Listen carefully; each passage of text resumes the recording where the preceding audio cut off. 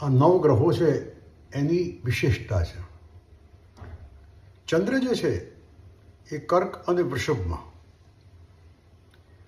રાશિના છેડા પર શુભગ્રહથી દ્રષ્ટ રાત્રિએ ચોથા ભાવમાં આશ્લેષા જ્યેષ્ઠા રેવતીના અંત્ય ભાગ સિવાય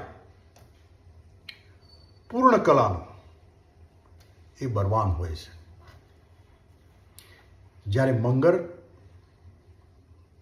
મીન, વૃશ્ચિક, કુંભ, મકર અને મેષમાં આ રાશિના પ્રારંભમાં અને રાત્રે વક્રી લગ્નથી 10મે કર્ક રાશિમાં એક સુખ સંપત્તિ આપનાર અને બળવાન છે.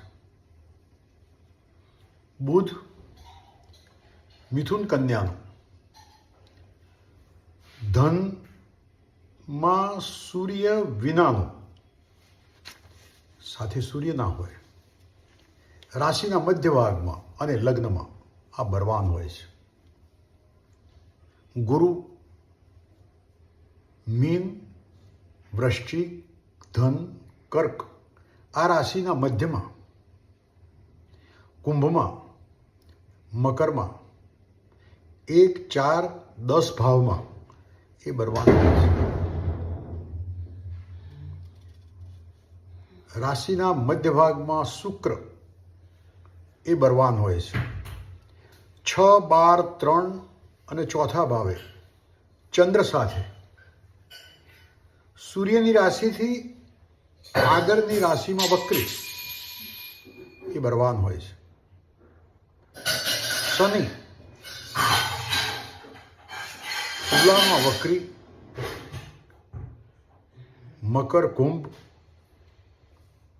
7મું સ્થાન સ્વદશામાં રાશિના અંત્ય ભાગમાં બળવાન હોય છે. રાહુ મેષ, વૃશ્ચિક, કુંભ, કન્યા, વૃષભ, કર્કમાં 10મા ભાવે બળવાન હોય છે. જ્યારે કેતુ કન્યા, મીન, વૃષભ, ધનમાં જન્મ સમયે ગ્રહણ કે ધૂમકેતુ કે ભૂકંપ કે ઉલ્કાપાત હોય તો બળવાન બની જાય છે.